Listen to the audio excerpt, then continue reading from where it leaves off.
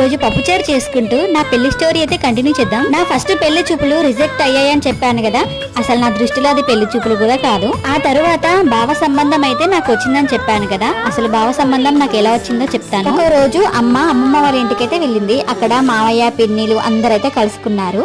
అక్కడ బావ టాపిక్ గురించి వచ్చిందంట.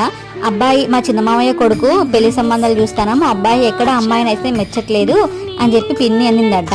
మావయ్య అన్నాడంట, నేను కూడా చూశాను, అబ్బాయి అయితే చాలా బాగున్నాడు, కట్నం ఎంత ఇస్తామన్నా కూడా అసలు ఒప్పుకోలేదు అమ్మాయిని చూసి, అబ్బాయి అయితే చాలా బాగున్నాడని చెప్పాడంట. ఇప్పుడు అమ్మ అయితే బుజ్జి కూడా సంబంధాలు చూస్తాం కదా, బుజ్జిని చేసుకుంటాడో లేదో ఒకసారి అడగండి అని చెప్పి అమ్మ పిన్నితో అనిందంట.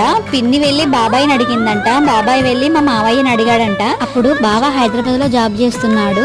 మావయ్య బావకు కాల్ చేసి ఇక్కడ ఒక అమ్మాయి ఉంది చూసుకోవడానికి రా, నచ్చితే చేసుకో లేదంటే లేదు అని చెప్పి బావతో అన్నాడంట. ఇంకా బావ అయితే నన్ను పెళ్లి చూపులు చూసుకోవడానికి